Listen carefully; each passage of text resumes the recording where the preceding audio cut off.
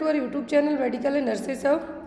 आज का जो हम पेपर सॉल्व करेंगे होगा आपका CHO का पेपर, ऑफिशियल पेपर है। यहाँ पर आप स्क्रीन पे देख सकते हैं। और जो भी लोग इस तरीके के पेपर्स को परचेस करना चाहते हैं, आपके लिए ऑल इंडिया CHO, जिसमें आपके MP में 2019 से जो एग्ज़ाम हुए हैं अभी तक, वो त्रिपुरा में जो पेपर हुए हैं, UP में पेपर हुए हैं, राजस्थान में हुए हैं, केरला, आंध्र, जहाँ पर भी जो भी एग्ज़ाम हुए हैं CHO के, सभी ऑफिशियल पेपर यहाँ पे आपको अवेलेबल होंगे। तो यहाँ पे जो भी लोग पेपर्स परचेस करना चाहते हैं, डायरेक्ट मेरे व्हाट्सएप नंबर पे कांटेक्ट करके इन पेपर्स को परचेस कर सकते हैं। प्राइस बहुत ही कम रखी गई, जिसमें आपके 25 पेपर रहेंगे, साथ में 13 सीरीज़ आपको ऐड करके दी जाएंगी। तो ये पेपर ज़रूरी नहीं कि आप CHO की तैयारी करते हैं तो उसके लिए बस हेल्पफुल होंगे। ये पेपर जो भी लोग स्टाफ नर्स NHM के थ्रू जो एग्ज़ाम होते हैं उनकी तैयारी करते हैं उसके लिए भी हेल्पफुल रहेंगे, या फिर आप कोई अदर स्टेट तैयारी करते हैं तो यहाँ पे आपको ये सभी पेपर्स बहुत ही कम चार्जेस में अवेलेबल है। आप सभी पेपर्स परचेस कर सकते हैं। तो आज की क्लास में टोटल 100 क्वेश्चन रहेंगे। तो ये पेपर है जो 2022 में कंडक्ट करवाया गया था, बट पेपर बहुत ही अच्छा था, इसलिए आपके साथ इसको सॉल्व किया जा रहा है। जिसको जो भी डाउट होते हैं इस पेपर में या फिर क्लासेस को लेके, तो आप कमेंट बॉक्स में भी कमेंट कर सकते हैं या फिर मुझे व्हाट्सएप पे भी मैसेज करके पूछ सकते हैं। यहाँ पर आज हमें जो पेपर सॉल्व करेंगे, यहाँ पे सेट B है। जब भी एग्ज़ाम में सेट वाइज पेपर आता है तो सभी सेट में जो क्वेश्चंस होते हैं वो सेम होते हैं, लेकिन जो आपका सीक्वेंस होता है वो बस चेंज हो जाता है। तो आई होप आपको कोई भी प्रॉब्लम नहीं रहेगी। तो इस क्लास को एंड तक ज़रूर देखें, जो भी डाउट वगैरह हैं आपको सभी यहाँ पे क्लियर किए जाएंगे। क्वेश्चन आने वाले हैं 10 नंबर के। यहाँ से अब आपको मैं बताऊँगी कि वो क्वेश्चन कौन कौन से हैं। आप चाहें तो उनको, यदि PDF आप ले सकते हैं तो प्लीज़ ले लीजिए, आपका टाइम है जो सेव हो जाएगा। नहीं ले सकते तो कोई बात नहीं, आप यहाँ पे भी उस चीज़ को समझ सकते हैं। तो यहाँ पर फर्स्ट क्वेश्चन आया था, अप्रैल 2022 में ही पेपर हुआ था। बहुत सारे लोगों ने मुझसे रिक्वेस्ट की कि जो पेपर हैं दोनों पेपर आप एक ही क्लास में समझा दें। तो देखती हूँ यदि पॉसिबल होगा तो दोनों समझा देंगे, क्योंकि ऑलरेडी पेपर्स मैंने चैनल पे अपडेट किए थे जब एग्ज़ाम हुआ था, बट विथ रेशनल के और आपको एक्सप्लेनेशन के थ्रू नहीं समझा पाए थे, इसलिए यहाँ पे आपको आज ये चीज़ भी पूरी कर देते हैं। फर्स्ट क्वेश्चन आया था यहाँ पर, which of the following is the main target of family welfare programme. अब आपको फैमिली वेलफेयर प्रोग्राम पूरा पढ़ के जाना है एग्ज़ाम में। फैमिली वेलफेयर प्रोग्राम कब लॉन्च हुआ, क्या टारगेट ग्रुप थे इसके, क्या किस किस ने इसको जो अचीव किया, क्या क्या बेनिफिशियर्स ग्रुप थे, कितना यहाँ पे अमाउंट इवन खर्च किया गया पर्टिकुलर स्टेट में। तो ये आपको फैमिली वेलफेयर प्रोग्राम का क्वेश्चन हो जाएंगे। अब यहाँ पे कहा था कि फैमिली वेलफेयर प्रोग्राम में टारगेट ग्रुप कौन है। त्रिपुरा CHO का पेपर पूरा इंग्लिश लैंग्वेज में आता है, ध्यान से सुनिए। त्रिपुरा का पेपर पूरा इंग्लिश लैंग्वेज में आता है। आई थिंक उत्तराखंड का भी इंग्लिश में ही आता है, हिंदी का आपको ऑप्शन नहीं दिया जाता। UP MP बिहार वालों के जो पेपर होते हैं उनको ऑप्शन दिया जाता है। कर्नाटका वालों का इंग्लिश में पेपर आता है, राजस्थान वालों का लास्ट टाइम हिंदी में आया था। तो यहाँ पर फैमिली वेलफेयर प्रोग्राम का target group, family welfare programme लाया किसके लिए है कि आप भैया जनसंख्या वृद्धि को रोकिए। क्या करना है, जनसंख्या वृद्धि को रोकना है। अब ऑप्शन में है यहाँ पर couples in the fertile age, children below 12 year, woman after fertile age, या फिर मेल आफ्टर फर्टाइल एज। कोई एक सिंगल मेल या फिर सिंगल फीमेल अकेले तो बच्चे को प्रेजेंट नहीं कर देगी, दोनों की ज़रूरत पड़ेगी। तो अब यहाँ पर दोनों की ज़रूरत पड़ेगी, तो यहाँ पर फर्टाइल एज ग्रुप को ही टारगेट किया जाएगा इसमें। किसको, फर्टाइल एज ग्रुप वालों को। फर्टाइल एज ग्रुप ऐसे लोग जो बच्चे को क्या कर सकें, या फिर हम ये कह सकते हैं कि रिप्रोडक्टिव, जो उनका रिप्रोडक्टिव सिस्टम है वो क्या हो, फर्टिलिटी में हो, ओवम और जो स्पर्म है उनको रिलीज करने लायक हो और हेल्दी हो। तो उनको यहाँ पे टारगेट किया जाएगा, किसमें, फैमिली वेलफेयर प्रोग्राम्स में। क्लियर। नेक्स्ट है यहाँ पर आपका आयुष्मान भारत योजना। अब आपका आयुष्मान भारत योजना ये भी आपका फैमिली प्लानिंग में इंक्लूड हो जाएगा। दूसरा क्वेश्चन यहाँ पर आपका ये रहा, फैमिली प्लानिंग से 10 क्वेश्चन आने हैं। दूसरा क्वेश्चन है यहाँ पर कि आयुष्मान भारत योजना में हेल्थ कवरेज कितना दिया गया है, कितना amount. First thing, Ayushman Bharat योजना लॉन्च कब हुई ये आपको आएगा। यहाँ पर अमाउंट हर एक एग्जाम में आता है। तो आयुष्मान भारत योजना के तहत फैमिली में कितने भी लोग हों, ये भी आपको आता है, फैमिली में कितने पर्सन हो जब आयुष्मान भारत योजना का लाभ आप ले पाएंगे, कितने भी लोग हों फैमिली में आयुष्मान भारत योजना का आपको बेनिफिशियंस मिलेगा। तो यहाँ पर 5 लाख पर फैमिली पर ईयर, हर एक फैमिली को 5 लाख तक का क्या है जो यहाँ पे हेल्थ कवरेज दिया जाता है, किसमें, आयुष्मान भारत योजना के तहत। प्रधानमंत्री जन आरोग्य योजना, दूसरा नाम है इसका प्रधानमंत्री जन आरोग्य योजना, और PMJAY स्कीम और आयुष्मान भारत योजना, 5 लाख पर फैमिली पर ईयर यहाँ पे हेल्थ कवरेज दिया जाता है। नेक्स्ट वन है यहाँ पर क्वेश्चन आपका, which organisation works as an administrative unit for implementation of family welfare programme all district of the state and functioning at state headquarter. तो यहाँ पर कौन सा ऑर्गेनाइजेशन काम करता है, जो फैमिली वेलफेयर प्रोग्राम है उनको तो सेंट्रल गवर्नमेंट क्या करेगी, बना देगी, बना दिया। अब पूरे स्टेट में उन प्रोग्राम्स को हैंडल कौन करेगा, अलग अलग स्टेट के अलग अलग ज़िले हैं, ऐसा नहीं प्रोग्राम लॉन्च हो गया उस पर कोई इम्प्लीमेंटेशन ही नहीं होगा तो क्या काम का वो प्रोग्राम।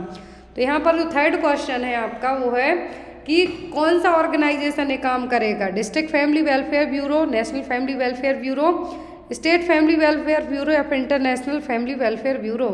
अब क्वेश्चन का आंसर आपका क्वेश्चन में ही छुपा हुआ है। यहाँ पे कहा है कि हर एक स्टेट में जो भी प्रोग्राम आते हैं गवर्नमेंट ने जो लॉन्च किए फैमिली वेलफेयर प्रोग्राम, उनको ऑर्गेनाइज करने का काम कौन करेगा। तो स्टेट के डिस्ट्रिक्ट की बात हो रही तो ये काम भी स्टेट वाले ही करेंगे, ना कि नेशनल लेवल पे होगा। तो यहाँ पर आपका आंसर भी क्या होगा, the state family welfare bureau. State family welfare bureau इन सभी प्रोग्राम्स को हैंडल करने का काम करेगी। नेक्स्ट है यहाँ पर, according to the classification of World health Organisation, pregnant women with haemoglobin level less than in the first and third trimester is considered anaemic. Question ध्यान से देखिए, WHO के अकॉर्डिंग हीमोग्लोबिन का लेवल कितने से कम हो जाए फर्स्ट और थर्ड ट्राइमेस्टर में, तब इसके लिए क्या कंसीडर किया जाएगा, एनीमिया। ऑप्शन में है 11 ग्राम पर DL, 14 ग्राम पर DL, 12 ग्राम पर DL या फिर 13 ग्राम पर DL। तो WHO के अकॉर्डिंग क्या है, वर्ल्ड हेल्थ ऑर्गेनाइजेशन के अकॉर्डिंग जो यहाँ पे क्या रखा गया है, एक आपने टेबल पढ़ी होगी, मैंने आपको भी कई बार बताई है कि जब भी प्रेगनेंसी में हीमोग्लोबिन लेवल 11 ग्राम पर DL से कम हो जाता है, लेस देन 11 ग्राम पर DL, दैट मीन्स वुमेन को क्या हो गया है, वुमेन को हुआ है एनीमिया। क्या हुआ है, एनीमिया हुआ है। प्रेगनेंसी में एनीमिया की कैटेगरी ऐसे ही कंसीडर की जाती है। या फिर हेमेटोक्रिट वैल्यू पूछें तो लेस देन 32%। यदि हीमोग्लोबिन लेवल पूछें कि प्रेगनेंसी में कितने से कम है तो एनीमिया कंसीडर करेंगे हम, तो वो होगा 11 ग्राम पर DL। लेकिन हेमेटोक्रिट वैल्यू पूछें तो होता है 32, कितना, 32%। तो यहाँ पर आपको याद रखना है 32% क्या होगी, जो हेमेटोक्रिट वैल्यू है उसके लिए है, इससे कम होगी तो एनीमिया है। फिर यहाँ पर क्लासेस की बात होती है तो 9 to 10.9 में माइल्ड है, 7 to 8.9 में मॉडरेट है, फिर लेस देन 7 क्या है, सीवियर है, और उससे भी कम होता है तो वेरी सीवियर एनीमिया। लेकिन एग्जाम में आपको जो आता है वो यही आता है कि हीमोग्लोबिन लेवल कितने से कम हो जाए तब प्रेगनेंसी में एनीमिया कहेंगे हम, तो वो 11 ग्राम पर DL। नेक्स्ट है यहाँ पर आपका क्वेश्चन बर्थोलिन ग्लैंड को लेके। तो जो बर्थोलिन ग्लैंड होती हैं फीमेल रिप्रोडक्टिव सिस्टम का ही पार्ट है। बर्थोलिन ग्लैंड है क्या है, इंपॉर्टेंट ऑर्गन है फीमेल रिप्रोडक्टिव सिस्टम का, and it is located at, तो ये होती कहाँ पर हैं, inside the uterus, inside ovaries, outside the cervix, या फिर on either side of vagina. तो वेजाइना को एक तरीके से हम ये कह सकते हैं कि वेजाइना के यहाँ पर जो भी सीक्रेशन होके आता है जिससे वेजाइना को क्या मिले, लुब्रिकेशन मिलता रहे, ड्राइनेस ना रहे, उसके लिए एक रिस्पॉन्सिबल कौन है, बर्थोलिन ग्लैंड। और ये बर्थोलिन ग्लैंड होगी कहाँ पर, तो ये वेजाइना के दोनों साइड एक एक ग्लैंड रहेगी, तो वो कहलाती है बर्थोलिन ग्लैंड। कहाँ पर होती हैं, on other side of vagina. जो आपका गायनेकोलॉजी वाला पार्ट है उसमें क्वेश्चन आपका कवर हो जाएगा। नेक्स्ट है यहाँ पर danger sign of women in labour. यदि लेबर में डेंजर साइन की बात हो रही है, गायनेकोलॉजी से जो आपको 15 नंबर के क्वेश्चन आने हैं यहाँ पे वही है। तो यहाँ पर जो 15 नंबर का आपका पेपर आने वाला है गायनेक से, तो यहाँ पर एक क्वेश्चन आपके कवर होते जा रहे हैं, प्लीज़ नोट डाउन करते जाएं। तो प्रेगनेंसी में डेंजर साइन या फिर हम ये कह सकते हैं हाई रिस्क प्रेगनेंसी से अब आपको एक्टोपिक प्रेगनेंसी आ सकता है, हाइपरेमेसिस ग्रेविडेरम आ सकता है, प्रेगनेंसी इंड्यूस्ड हाइपरटेंशन आ सकता है, कॉर्ड प्रोलैप्स आ सकता है, प्रेसिपिटेट लेबर आ सकता है, कुछ भी आ सकता है। तो डेंजर साइन कौन सा है प्रेगनेंसी में, स्पेशली लेबर के टाइम पर? Severe headache with blood vision, tiredness, blood sticky discharge, painful contraction at regular interval. तो ये सभी तो चीज़ें नॉर्मल होती हैं। लेबर में आपको कॉन्ट्रैक्शन आएंगे, ब्लड स्टिक डिस्चार्ज होगा, साथ ही साथ कॉन्ट्रैक्शन रेगुलर रहेंगे, तब ये क्या है, ट्रू लेबर पेन होगा।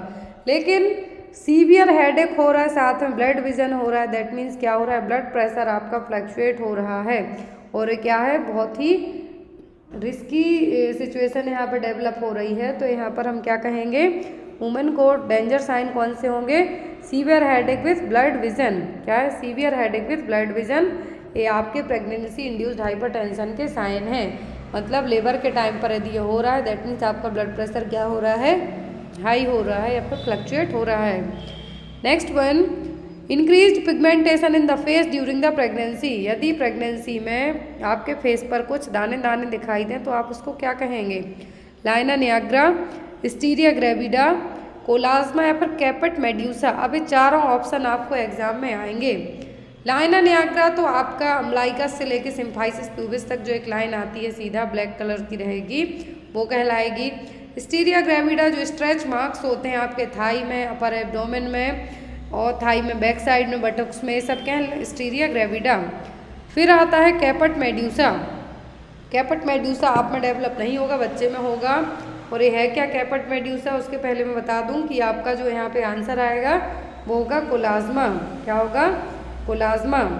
और जो यहाँ पर कैपेट मेड्यूसा है, या फिर हम इसको कैपेट मेड्यूसा कहेंगे, पोर्टल हाइपरटेंशन भी जिसको हम कह सकते हैं। क्या है? Portal hypertension. आप अचानक से खड़े होते हैं, आप अचानक से खड़े होंगे तो आपकी जो वेन्स हैं क्या होंगी, बहुत ही ज़्यादा विजिबल आपको दिखाई देंगी, स्पेशली प्रेगनेंसी में। लेकिन यहाँ पर जो कोलाज्मा है, प्रेगनेंसी में यदि आपके फेस पर बटरफ्लाई स्पॉट जिससे हम कह सकते हैं, कोलाज्मा सबसे ज़्यादा कहाँ पर डेवलप होता है, होगा आपके दोनों गालों पर, नोज़ पर, फोरहेड पर और चिन पर, दाढ़ी में। तो ये सभी क्या है, कोलाज्मा। नॉर्मली भी रहते हैं लोगों को, स्पेशली गर्ल्स में, तो आप उनको नहीं कह सकते कि आप प्रेग्नेंट हो। ये नॉर्मल भी मेलेनिन हार्मोन के कारण हो सकते हैं, लेकिन प्रेगनेंसी में यदि यही बनते हैं तो वो कहलाएंगे कोलाज्मा। नेक्स्ट वन है यहाँ पर, during pregnancy constipation can be caused due to all of the following factors except. Pregnancy में कॉन्स्टिपेशन हुआ है सभी फैक्टर्स के कारण, किसी एक को छोड़कर, मतलब उसके कारण आपको कॉन्स्टिपेशन नहीं हुआ है। Dehydration, iron supplements, folic acid supplements, opioid analgesia.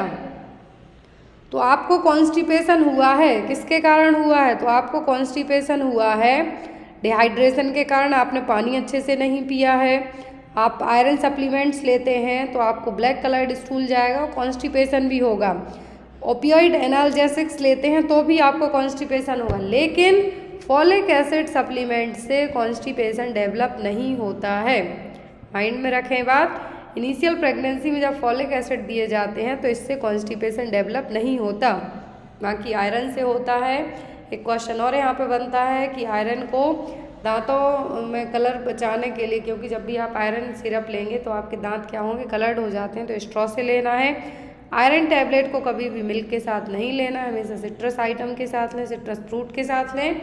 और यहाँ पर आयरन इंजेक्शन की बात करें तो वो जेट ट्रैक मेथड से लगाए जाते हैं, क्वेश्चन आते हैं, इसलिए मैंने यहाँ पे आपको रिपीट कर दिए। नेक्स्ट है यहाँ पर, transmission of maternal antibodies to the unborn child through the placenta is an example of. यदि माँ की एंटीबॉडी बच्चे में ट्रांसफ़र हो गई प्लेसेंटा के थ्रू, जो प्लेसेंटा बीच में एक कनेक्शन का काम करता है माँ और बच्चे के बीच में, जो कि क्या होता है, डिस्कॉइड शेप होगा, 500 ग्राम का होगा। टर्म प्रेगनेंसी की बात करें तो 1/6 ऑफ द बेबी वेट होगा यहाँ पर।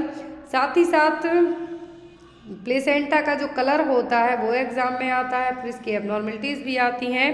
तो यहाँ पर मेन थिंग प्लेसेंटा के थ्रू जो बच्चे में माँ की एंटीबॉडीज़ जाएंगी तो वो कौन सा ट्रांसमिशन कहलाएगा, वो कहलाता है यहाँ पर पैसिव इम्यूनिटी। क्या कहलाएगा? पैसिव इम्यूनिटी, क्योंकि माँ से बच्चे में जा रही हैं। यदि बच्चे की खुद की बनती तो वो एक्टिव होती, लेकिन ये ट्रांसफ़र होके जा रही हैं तो क्या है? Passive. Next one, which of the following term is linked with inflammation of the fallopian tube. Fallopian tube में ओविडक्ट, फैलोपियन ट्यूब का दूसरा नाम क्या होता है? ओविडक्ट। ओविडक्ट में यदि क्या हो जाए? इन्फ्लामेशन हो जाए तो हम क्या कहेंगे? एंडोमेट्राइटिस, वेजाइनाइटिस, सर्विसाइटिस या फिर साल्पिंजाइटिस। तो फैलोपियन ट्यूब और ओविडक्ट दोनों एक हैं। यदि इसमें इन्फेक्शन इन्फ्लामेशन होता है तो हम कहेंगे साल्पिंजाइटिस। यदि अम्बिलिकल कॉर्ड का दूसरा नाम पूछें तब हम कहेंगे फ्यूनिस। क्या कहेंगे? फ्यूनिस। लेकिन फैलोपियन ट्यूब का दूसरा नाम पूछें तो वो ओविडक्ट। फर्टिलाइजेशन कहाँ पर होता है? फैलोपियन ट्यूब के एम्पुला पार्ट में, इंटरस्टिशियल स्पेस इसका सबसे इनर पार्ट है। अब यहाँ पर फर्टिलाइजेशन तो फैलोपियन ट्यूब में हो गया, इम्प्लांटेशन पूछें तो वो होता है यूट्रस में। यदि यूट्रस में इम्प्लांटेशन ना हो के फैलोपियन ट्यूब के किसी पार्ट में हो जाए, स्पेशली एम्पुला या फिर इस्टमस कहीं पर भी हो जाए फैलोपियन ट्यूब के वहाँ पे, तो वो कहलाती है ट्यूबल प्रेगनेंसी और एक्टोपिक प्रेगनेंसी। एंडोमेट्राइटिस का मतलब एंडोमेट्रियम में इन्फेक्शन होना, वेजाइना में होना तो वेजिनाइटिस, सर्विक्स में होना तो cervicitis. Next one, the main components of essential newborn care are all following except. सभी हैं एसेंशियल न्यूबॉर्न के कंपोनेंट्स, किसी एक को न्यूबॉर्न केयर के कंपोनेंट सब हैं किसी एक को छोड़कर। एसेंशियल न्यूबॉर्न केयर में पहले आएगा क्या क्या? मतलब बेबी डिलीवर हुआ, बेबी डिलीवर होने के बाद क्या क्या कंपोनेंट हैं जो एसेंशियल न्यूबॉर्न केयर में आएंगे? किसमें? एसेंशियल न्यूबॉर्न केयर में आएंगे किसी एक को छोड़कर। ऑप्शन में है यहाँ पर resuscitation of newborn with hypoxia, prevention of hypothermia, prevention of infection या फिर prevention of behavioural problems. Question ध्यान से देखिए। According to world health organisation के तो बच्चों में एसेंशियल न्यूबॉर्न केयर होती हैं, वो होती हैं यहाँ पर बच्चे की कॉर्ड की केयर करना। क्या है? बच्चे के कॉर्ड की केयर करना। फिर यहाँ पर हाइपोक्सिया से बच्चे को बचाना, हाइपोथर्मिया से बचाना, इन्फेक्शन से बचाना, ये सब क्या एसेंशियल अर्ली केयर में आएंगे आपके। बच्चे को as soon as possible, normal delivery है तो विद इन 30 मिनट और सिजेरियन है तो 1 आवर के अंदर क्या करना है? ब्रेस्ट फीड कराना। ये सब क्या है? एसेंशियल न्यूबॉर्न केयर के कंपोनेंट है। लेकिन बेचारा जो न्यूबॉर्न बच्चा हुआ है उसमें क्या बिहेवियरल प्रॉब्लम्स होंगी? ये सब होती हैं एडोलेसेंट एज ग्रुप में, टोडलर्स में देखने को मिलेंगी ADHD। लेकिन न्यूबॉर्न बेबी की बात हो रही है तो एसेंशियल न्यूबॉर्न केयर का हिस्सा क्या नहीं होगा? बिहेवियरल प्रॉब्लम्स, बाकी सभी रहेंगे। Next one, the immunoglobulin which protects the newborn against एंट्रिक infection. यदि किसी बच्चे में एंट्रिक इन्फेक्शन डेवलप होता है तो कौन सी इम्यूनोग्लोबुलिन एक्टिवेट होंगे? IgA, IgD, IgG या फिर IgM। तो यदि किसी बच्चे को एंट्रिक इन्फेक्शन होता है, क्या है? एंट्रिक इन्फेक्शन होगा। एंट्रिक इन्फेक्शन का मतलब है कोई बैक्टीरिया, वायरस, पैरासाइट्स या फिर इंटेस्टाइनल इलनेस होती है। तो यहाँ पर क्या है जो कौन सी जो इम्यूनोग्लोबुलिन है जो उसको बचाने का काम करेगा? तो वो होता है IgA। क्या होगा? IgA। और उसको मिल कहाँ से जाएगा? उसकी बॉडी के अलावा वो माँ का जो ब्रेस्ट मिल्क पिएगा उससे भी ये इम्यूनोग्लोबुलिन A मिलेगा और जिससे वो इस इन्फेक्शन से बच सकता है। माँ के दूध में क्या पाया जाता है? Immunoglobulin A। Next one, which of the following programme deals with training health personal in basic newborn care and resuscitation. यहाँ पर कौन सा प्रोग्राम है जो डील करता है न्यूबॉर्न केयर और रिससिटेशन के साथ में, हेल्थ पर्सनल के साथ मिलके? तो जो प्रोग्राम है इसका नाम बताना है।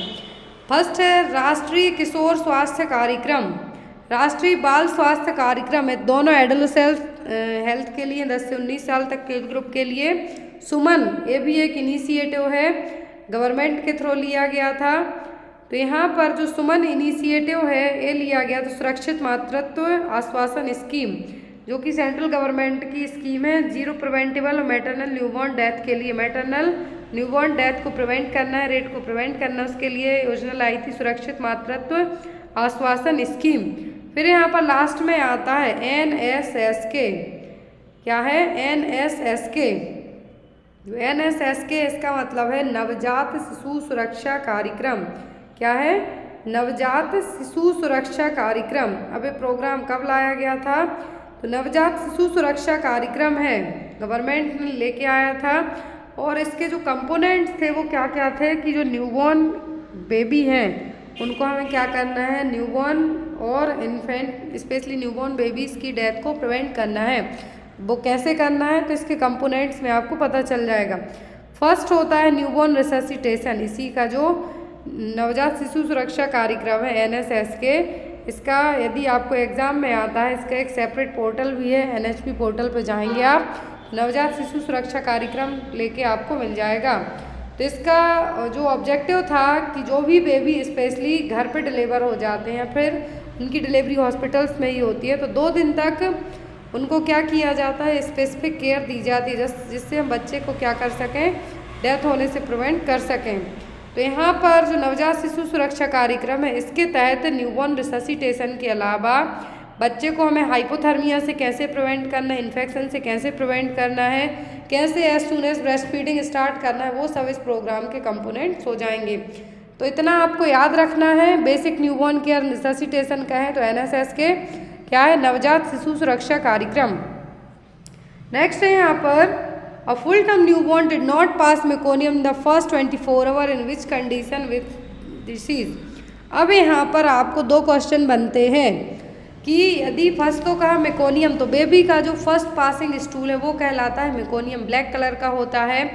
यदि बच्चे ने डिलीवर होने से लेकर 24 घंटे तक पास नहीं किया है तो आप इसको कौन सी कंडीशन है जो डिक्लेयर कर सकते हैं, लेकिन जनरली वेट किया जाता है 48 आवर तक, कभी कभी 48 घंटों तक भी वेट किया जाता है कि बच्चा अपना स्टूल पास कर दे। लेकिन यदि ऐसा नहीं हुआ, फर्स्ट 24 आवर नहीं हुआ, तो बच्चे को क्या है, बच्चे को ये रिस्प्रिंग्स डिसीज़, इसको हम क्या कहेंगे, मेगा कोलोन डिसीज़, जो गैंग्लियोनिक सेल्स होंगी वो एब्सेंट रहेंगी। क्या है, जो गैंग्लियोनिक सेल्स रहेंगी लार्ज इंटेस्टाइन में, यहाँ पर रेक्टम के यहाँ पर, वो एब्सेंट होंगी।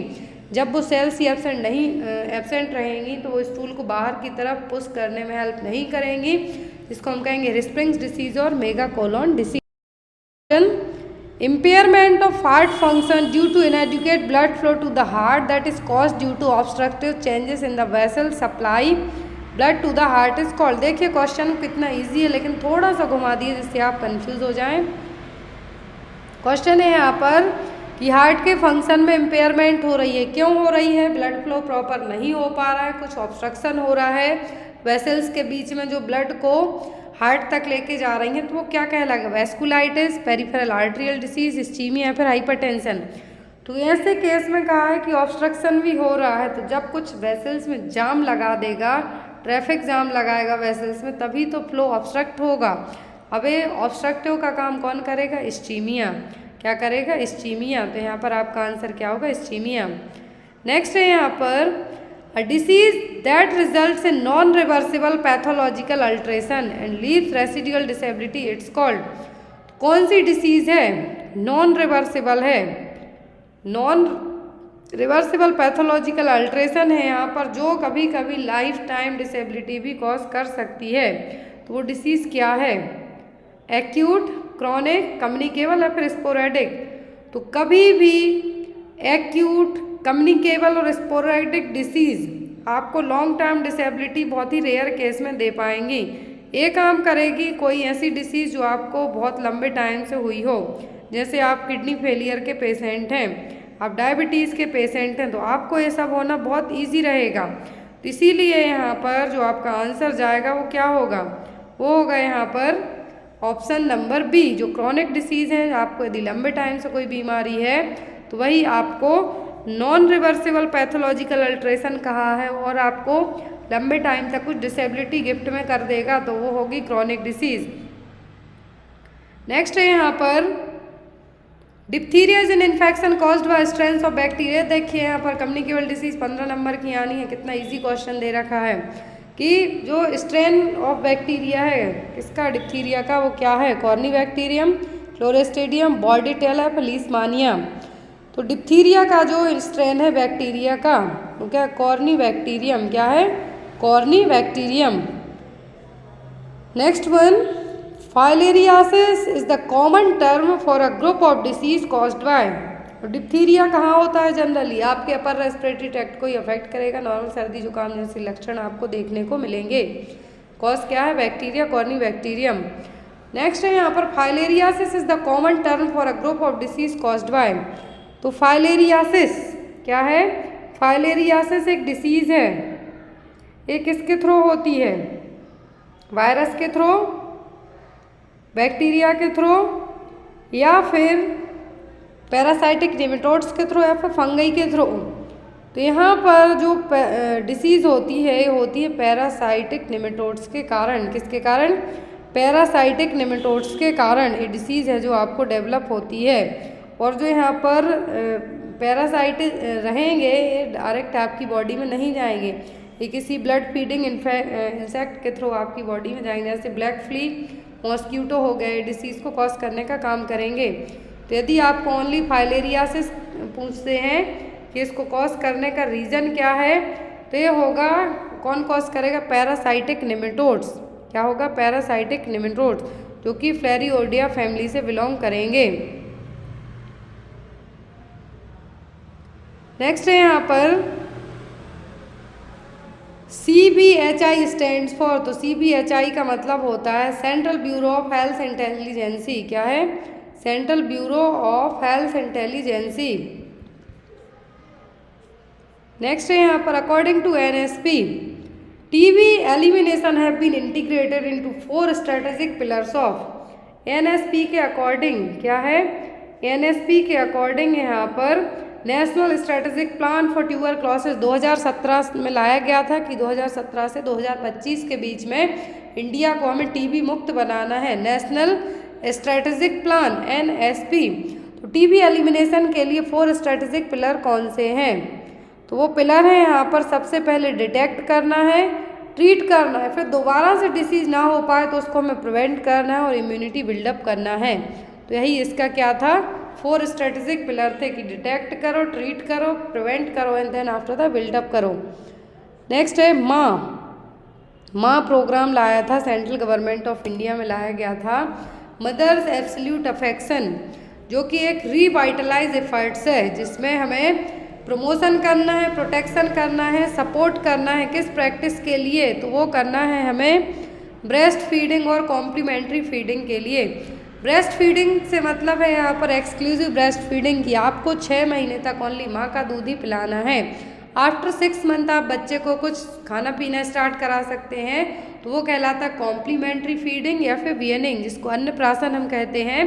तो वही ये क्या है यहाँ पर, माँ प्रोग्राम के तहत किसके प्रति हमें जागरूकता फैलानी थी, प्रमोशन करना है, तो वो है ब्रेस्ट फीडिंग के प्रति। क्योंकि बहुत सारे लोगों में मिथ्स होते हैं कि ब्रेस्ट फीड कराने से आपकी बॉडी पे इफेक्ट पड़ेगा, ऐसा नहीं, इवन आपको ही फ़ायदा होता है। यदि जब आप अपने बच्चे को ब्रेस्ट फीड कराते हैं तो जो ब्रेस्ट की सेल्स होती हैं उनकी शेडिंग होती रहेगी तो आपको ब्रेस्ट कैंसर का खतरा बहुत ही कम हो जाएगा। ये आप ध्यान में रखिए, जो लोग इस डाउट में जी रहे हैं कि ब्रेस्ट फीड कराने से आपको प्रॉब्लम होगी, लेकिन ऐसा नहीं है, बच्चे के साथ साथ आपको भी इसका बहुत ज़्यादा लाभ मिलेगा।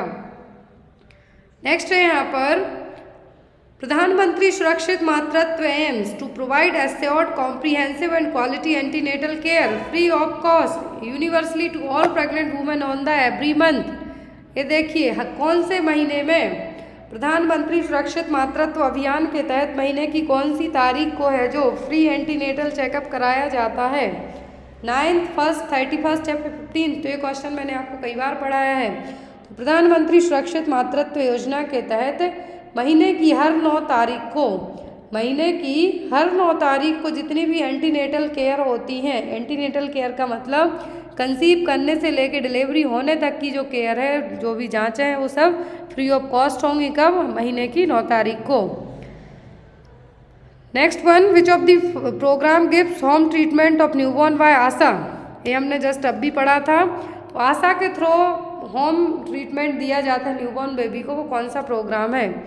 RBS के, JSS के, NSS के, HBNC। देखिए, राष्ट्रीय बाल स्वास्थ्य कार्यक्रम, जननी शिशु सुरक्षा कार्यक्रम, NSS के नवजात शिशु सुरक्षा कार्यक्रम, फिर है यहाँ पर HBNC। तो यहाँ पर जो HBNC प्रोग्राम है, home based care of newborn and young child, इसमें आशा वर्कर को क्या किया जाता है? ट्रेनिंग दी जाती है कि जो भी बच्चे हॉस्पिटल की जगह यदि उनकी घर में डिलीवरी हो गई हो माँ की, तो उन बच्चों को केयर करने का काम कौन कर सकते हैं? ASHA worker. First week of life, बच्चे के पहले हफ्ते तक आप जाके चेक है जो उसको कर सकते हैं। तो क्या है? Home based newborn care programme. Next one है mission Parivar Vikas is initiative. परिवार का मतलब हो गया फैमिली, और परिवार विकास प्रोग्राम हम किसके लिए लेके आएंगे? तो ये लेके आएंगे हम फैमिली प्लानिंग के लिए कि भैया जनता को ज़्यादा ना बढ़ाओ, वैसे ही तो दिक्कत हो रही है, तो उसी के लिए प्रोग्राम लाया जाएगा, प्रमोट फैमिली प्लानिंग प्रोग्राम। इसको हमने क्या कहा है? मिशन परिवार विकास। नेक्स्ट है यहाँ पर how many disease are covered under national vector borne disease control programme.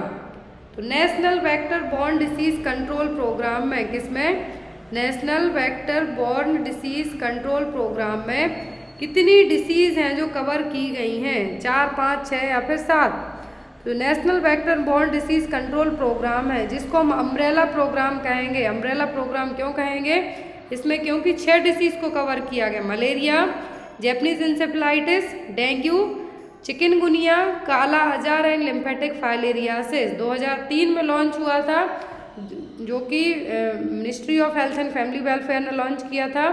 National vector borne disease control programme 2003 में आया। 6 डिसीज इसमें कवर, तो टोटल कितनी डिसीज कवर की जाती हैं? 6। नेक्स्ट है यहाँ पर हाउ मैनी मेंबर्स पर family can be enrolled under प्रधानमंत्री जन आरोग्य योजना PMJAY स्कीम के तहत कितने मेंबर फैमिली के एनरोल किए जाते हैं? 4, 6, 10 या फिर there is no limit on the number of family members, मतलब कोई लिमिट ही नहीं है।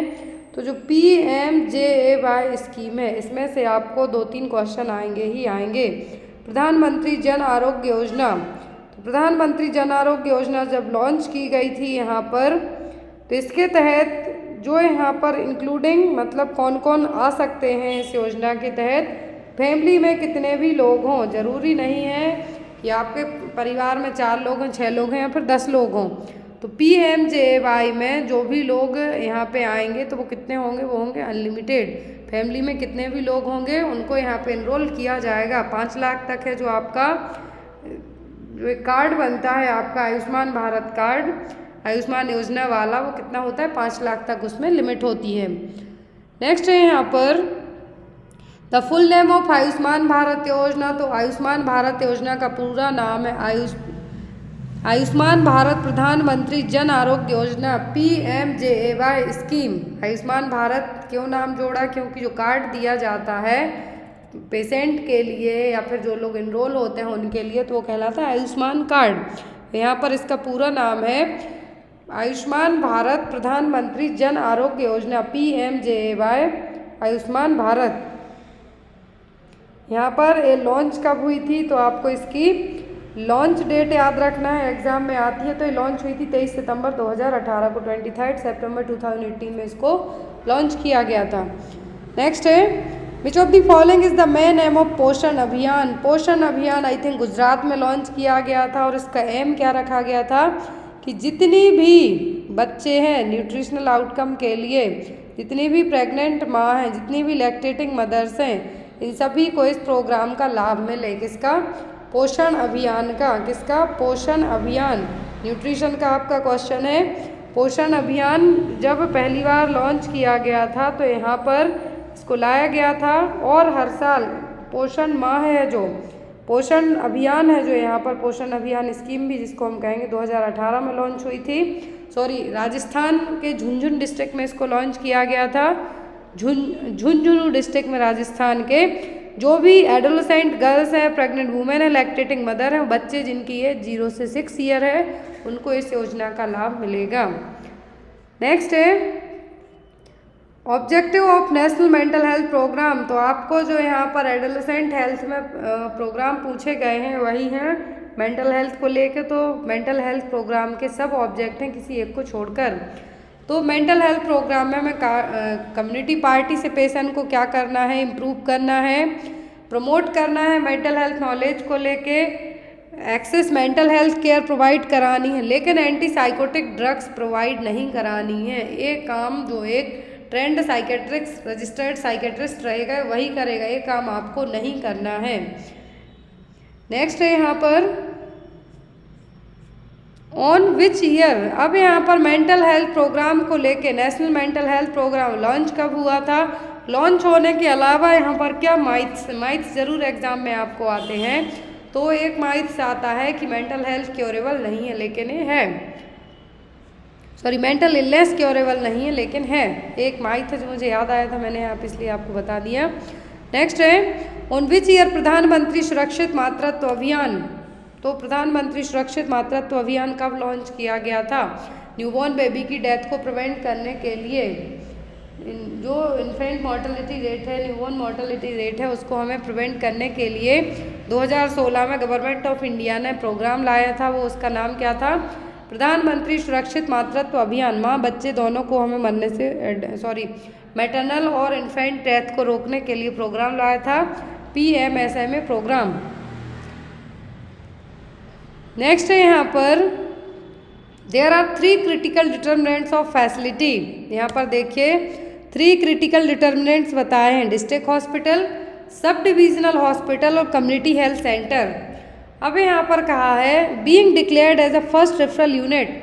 इन तीनों को फर्स्ट रेफरल यूनिट कहा जाता है। Which among the following is not a critical determinant of facility of first referral unit. इनमें से कौन सा डिटर्मिनेंट नहीं है जिसको हमें फर्स्ट रेफरल यूनिट में ऐड करने की ज़रूरत होगी।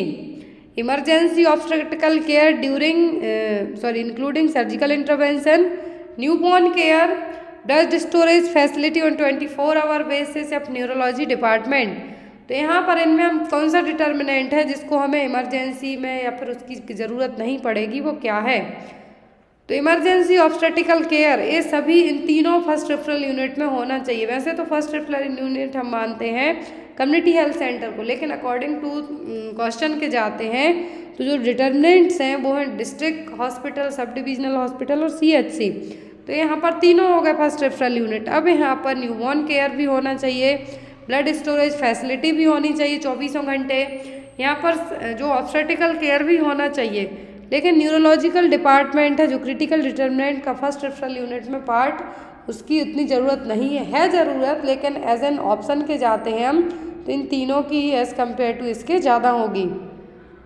और एक सेपरेट डिपार्टमेंट होगा न्यूरोलॉजी डिपार्टमेंट के लिए, सेपरेट हॉस्पिटल्स में सेपरेट डिपार्टमेंट है जो बनाए जाते हैं, लेकिन यहाँ पर इसकी ज़रूरत नहीं होगी।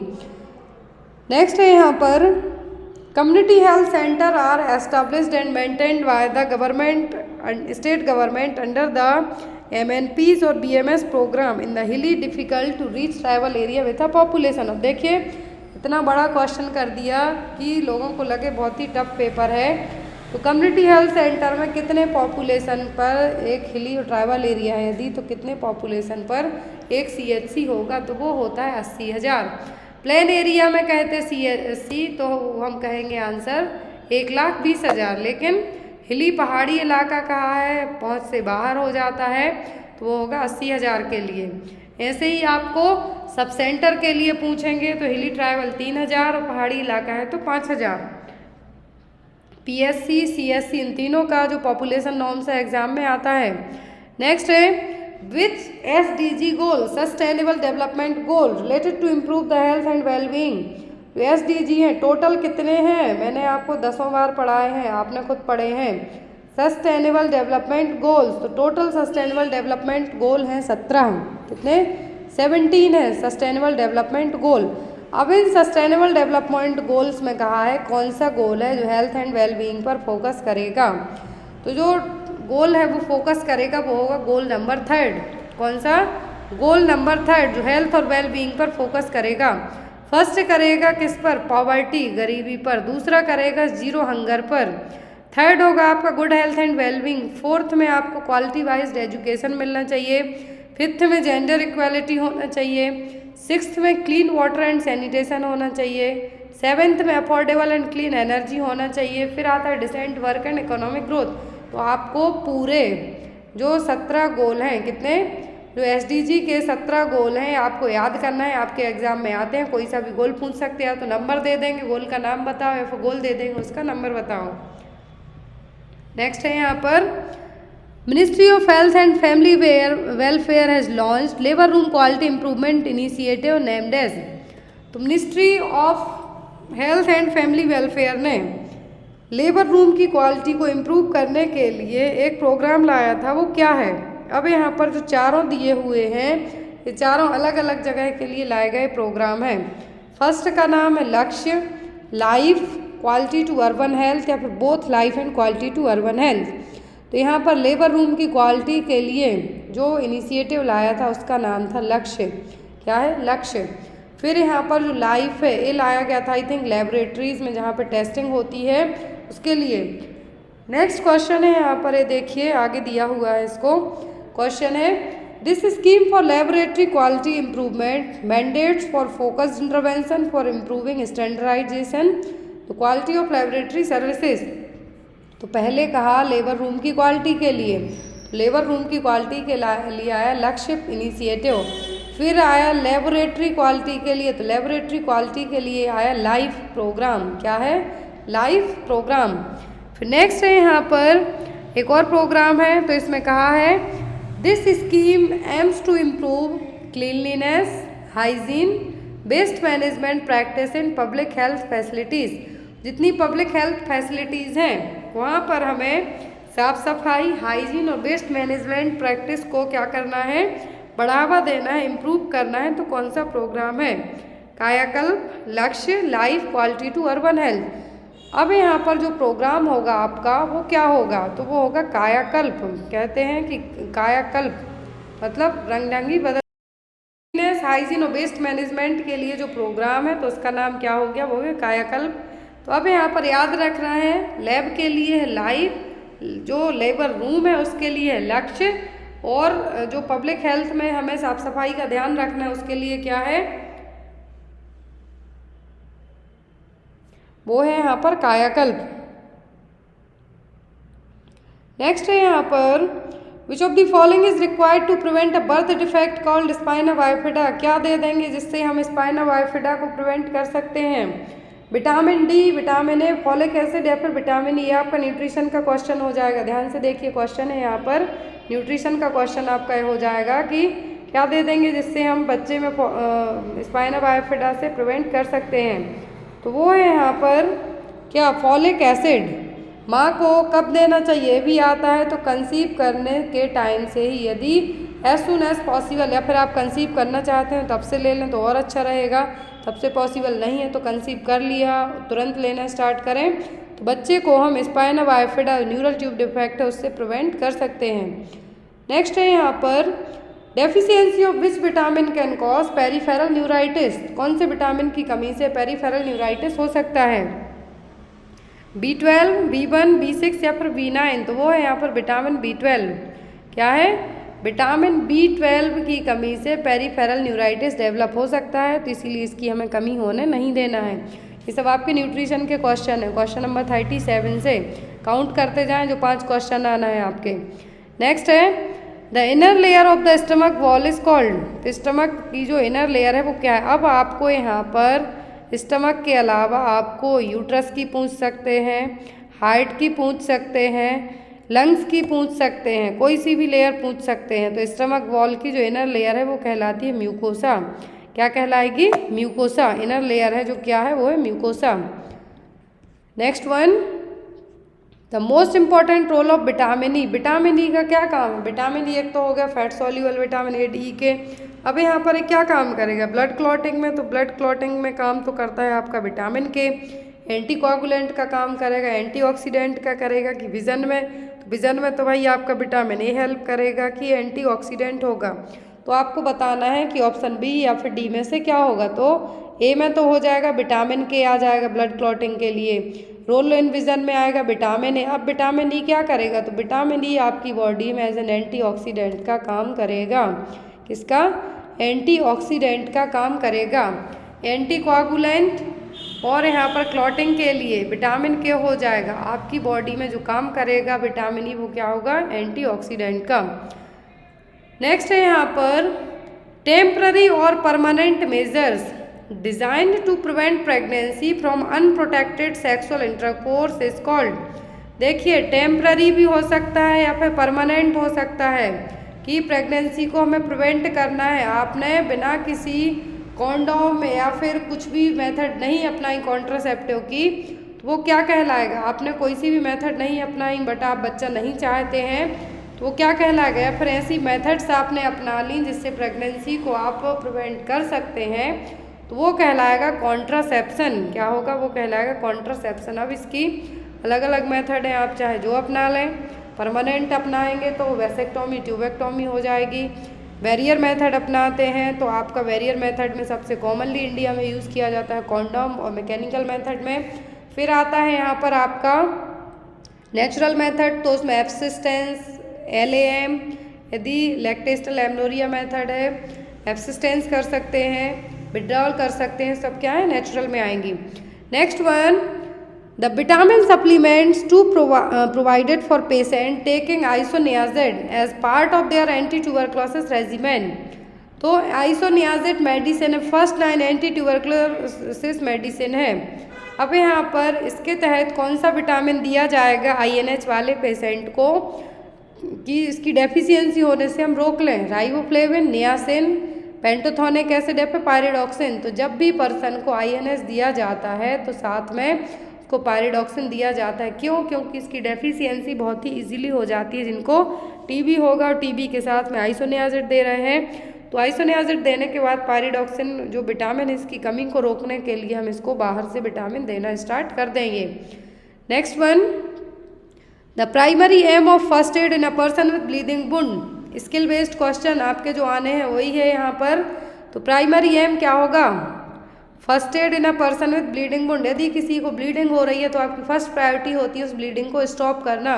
अब ऑप्शन में देखिए कहाँ पर है, inform the family to arrest the bleeding, inform police या फिर take to hospital.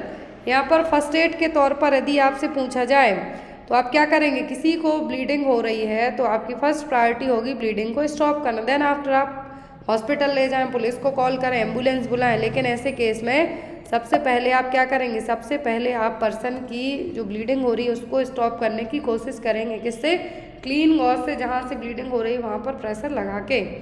Next one, which of the following is not a congenital heart disease. तो इनमें से कंजेनाइटल हार्ट डिसीज कौन सी नहीं है। टेरेटोलॉजी ऑफ फैलेट, इसमें तो भैया 4 डिसीज ऐड हो जाती हैं एक साथ।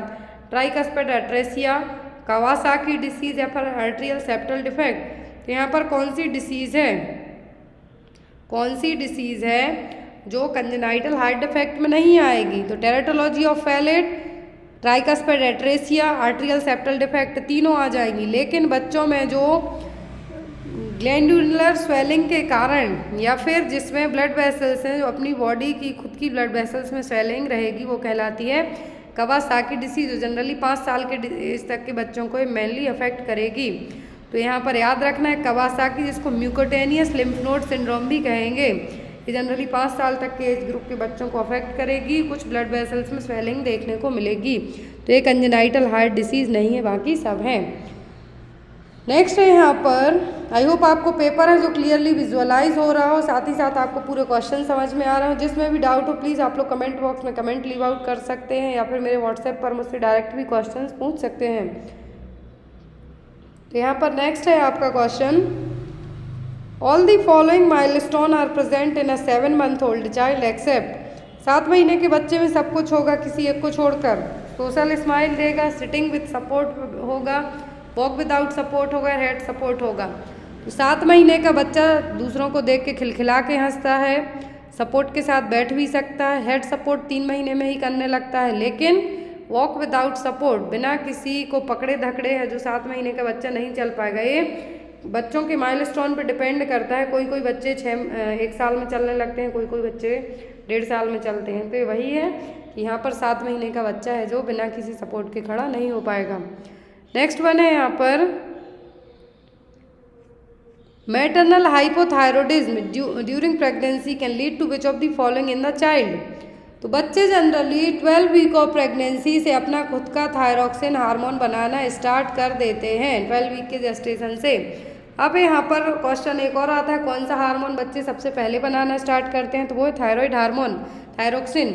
अब यहाँ पर मैटरनल हाइपोथायरॉयडिज्म, यदि प्रेगनेंसी के टाइम पर माँ को हाइपोथायरॉयडिज्म है तो बच्चे को क्या होने के चांसेस रहेंगे, जो होने वाला बच्चा है पेट में है, यूट्रस में, उसको क्या होने के चांसेस होंगे, मिक्सेडीमा, क्रेटिनिज्म, एक्रोमेगाली या फिर जिजेंटिज्म, क्या डेवलप होने के चांसेस होंगे, तो वो होगा क्रेटिनिज्म। क्या होगा, क्रेटिनिज्म होने के चांसेस बच्चे को ज़्यादा होंगे और जनरली अर्ली लाइफ में ही होगा। बच्चे को ऐसा नहीं है कि लाइफ टाइम है, ट्रीटेबल है, लेकिन बच्चे में पूछा है कि बच्चे में क्या होने के चांसेस होंगे, तो वो होगा क्रेटिनिज्म। नेक्स्ट यहाँ पर FAST is a rapid bed side test in emergency room. FAST stand for, FAST का फुल फॉर्म पूछा है तो इसका फुल फॉर्म होता है FAST abdominal sonography for trauma. जो यहाँ पर स्किल बेस्ड क्वेश्चन आने हैं, मैं आपको बार बार रिपीट कर रही हूँ, आपके priority based question, first aid question, जो आपके सामने यदि इमरजेंसी में कोई भी सिचुएशन आ जाती है तो आप उसको कैसे हैंडल करेंगे, वो सब इसमें आएंगे। तो यहाँ पर फास्ट एक रैपिड बेड साइड टेस्ट होता है। इसका मतलब क्या होगा, इसका मतलब होता है focused assessment with sonography in trauma. क्या है, focused assessment with sonography in trauma. Next है causative organism of small pox, easy question है। स्मॉल पॉक्स का कॉजेटिव एजेंट है वेरियोला वायरस। क्या है, वेरियोला वायरस। मिक्सो वायरस है ऑप्शन में, साइटोमेगालो वायरस जिसको हम CMV कहेंगे, वेरियोला है और वेरिसेला है। तो यहाँ पर वेरिसेला जूस्टर से तो क्या होगा, चिकन पॉक्स, स्मॉल पॉक्स होगा वेरियोला से। Next one, next question, skin rashes are important clinical features of. किसमें स्किन रैसेस देखने को मिलेंगे, TB के मरीज में, एड्स में, मीजल्स में कि टिटनस में। तो TB, एड्स एंड टिटनस, इन तीनों में आपको रैसेस देखने को नहीं मिलेंगे, लेकिन मीजल्स में देखने को मिलेंगे। किसमें, मीजल्स में।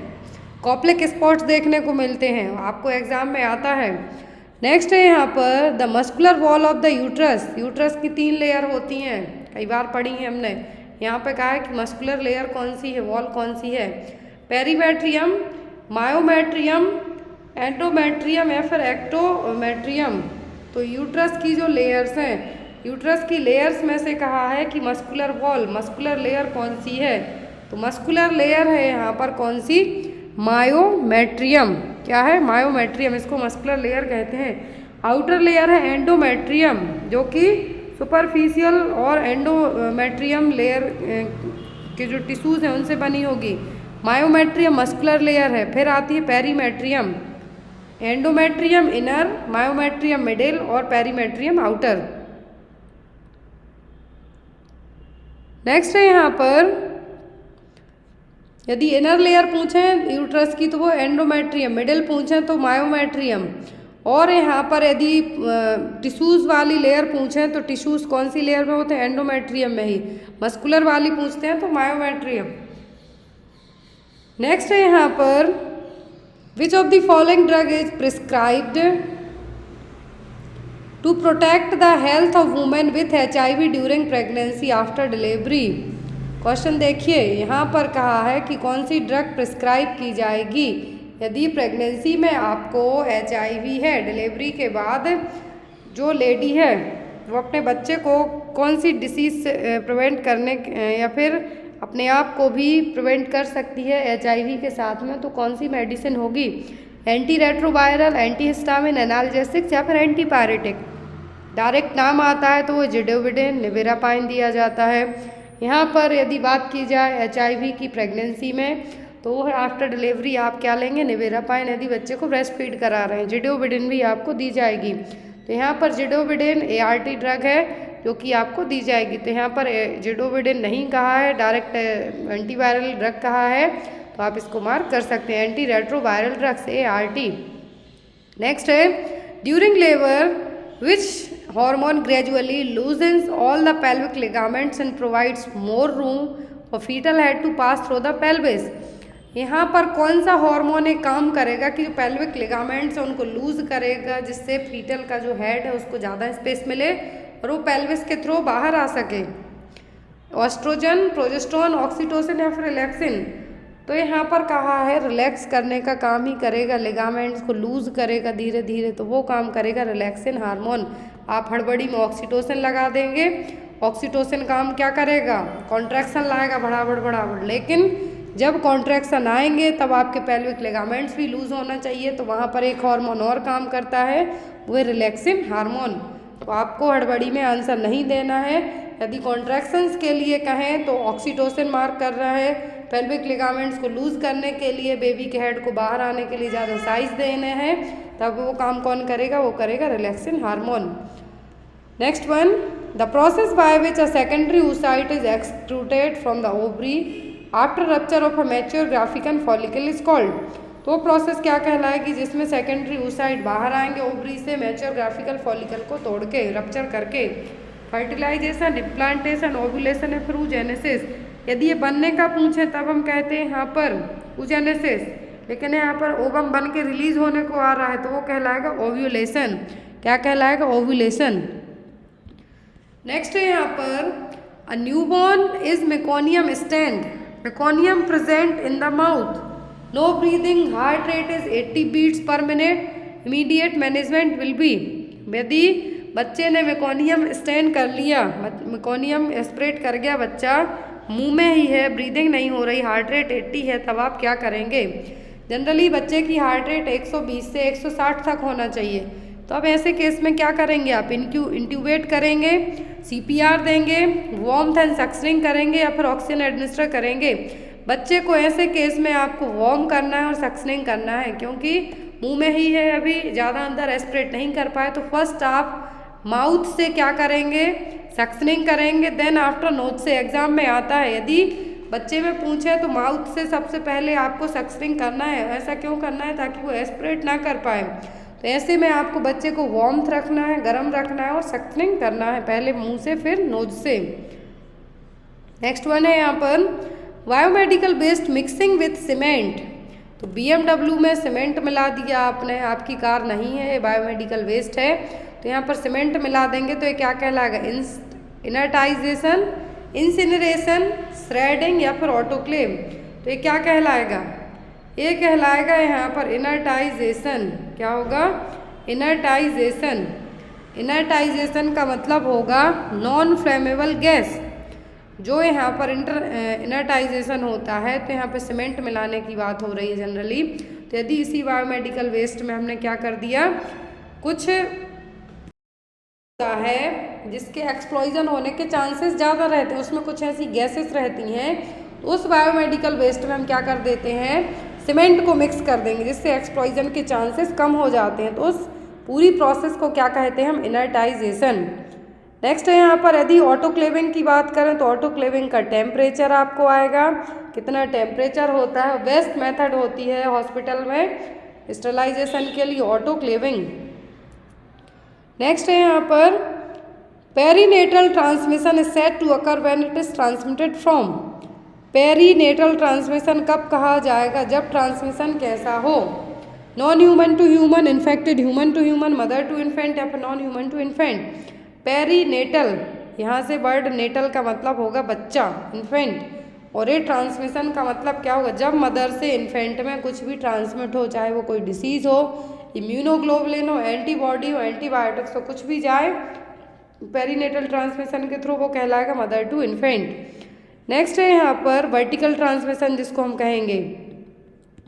नेक्स्ट है कॉजेटिव ऑर्गेनिज्म, वूफिंग कफ, पर्ट्यूसिस कफ, 100 दिन की खांसी, जिसको 100 दिन की खांसी आती है उसको हम कहेंगे वूफिंग कफ, पर्ट्यूसिस।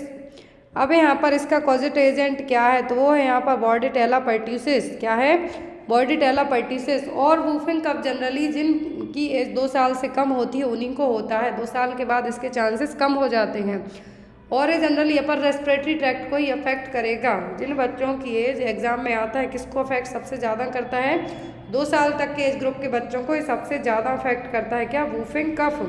अब यहाँ पर कॉजेटिव एजेंट है तो वो bordetella pertussis. Next one, riboflavin deficiency result in all of the following except. तो राइबोफ्लोविन की कमी से सब होगा किसी एक को छोड़कर, एंगुलर स्टोमेटाइटिस, चिलोसिस, ग्लोसाइटिस या फिर पेलाग्रा। पेलाग्रा होगा नियासिन की कमी से। किससे? नियासिन की कमी से। नियासिन की कमी में जो पेलाग्रा के 4D सिम्टम होते हैं, diarrhoea, dementia, dermatitis, last one is the death. Exam में आते हैं आपको ये। तो पेलाग्रा किसकी कमी के कारण होगा? पेलाग्रा होगा आपको नियासिन की कमी के कारण। राइबोफ्लोविन की कमी से होगा ग्लोसाइटिस, चिलोसिस मतलब आपके ओंठ फटे हुए रहेंगे, एंगुलर स्टोमेटाइटिस जो कॉर्नर एरिया है वहाँ पे आपको कटे फटे ओंठ देखने को मिलेंगे। तो ये सब होगा राइबोफ्लोविन की कमी से। लेकिन पेलाग्रा होगा नियासिन की कमी से। इसके 4D सिम्टम्स आते हैं एग्जाम में, तो वह diarrhoea, dementia, dermatitis, last fourth one is the death. Next one, hormone oxytocin is secreted by. तो ऑक्सीटोसिन का सीक्रेशन कौन करता है?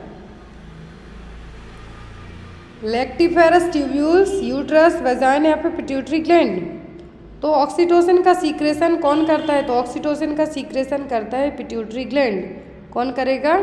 Pituitary gland. नेक्स्ट वन,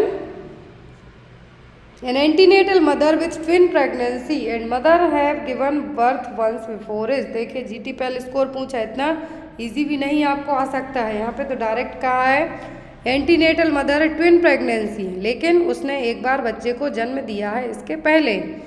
तो यहाँ पर ग्रेविटा तो 2 बार ही मानी जाएगी, चाहे उसने 2 बार यहाँ पर मल्टीपल ट्विन की जगह ट्रिपल प्रेगनेंसी हो, मतलब 3 हो यूट्रस में फीटल, या फिर 2 हो या फिर 1 हो। तो ग्रेविडा तो यहाँ पर एक बार हो गई, एक बार उसने पहले बच्चे को जन्म दिया तो वो 2 बार ग्रेविड हो गई, 2 बार प्रेग्नेंट हो गई। तो यहाँ पर क्या आ जाएगा? Gravida second. और यहाँ पर प्रेजेंट एक लाइव बच्चा है तो क्या होगा? P1। क्या हो जाएगा? P1। अबॉर्शन कहेंगे तो A लिखा हुआ रहेगा, टर्म प्रेगनेंसी कहेंगे तो T लिखा रहेगा। तो GTPL स्कोर आपको इस तरीके से निकालना है।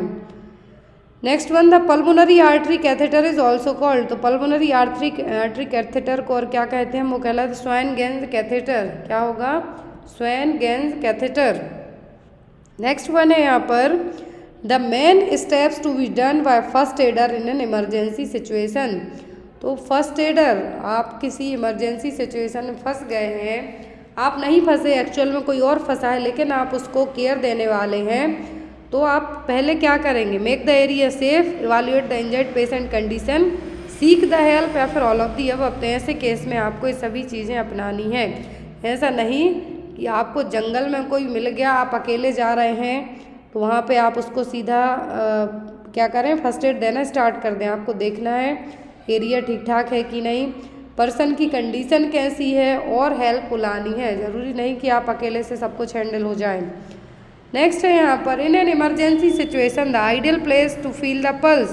क्वेश्चन एग्जाम में आता है इमरजेंसी में आइडियल प्लेस क्या होगा पल्स फील करने का? तो वो होती है कैरोटिड पल्स। नेक के यहाँ पर कभी भी 10 सेकेंड से ज़्यादा आपको कैरोटिड पल्स चेक नहीं करना है, क्योंकि 10 सेकेंड ही काफ़ी हैं आपको फील करने के लिए, पल्स चेक करने के लिए। और इमरजेंसी में हमेशा कैरोटिड पल्स ही चेक की जाती है, गर्दन के यहाँ पे। नेक्स्ट है यहाँ पर, neonate period is defined as. तो न्यूनेटल पीरियड का मतलब क्या है? Up to 7 days, up to 28 days, up to 1 year या फिर none of these. Neonate period का मतलब होता है अप टू 28 डेज, जन्म से लेकर 28 दिन तक का टाइम होता है neonatal period. Up to 1 year कहलाता है infancy period. Early neonatal period होता है, न्यूबॉर्न पीरियड होता है 7 दिन तक का, लेकिन न्यूनेट पीरियड होता है 28 दिन तक का। इन्फेंसी पीरियड होता है 1 साल तक का।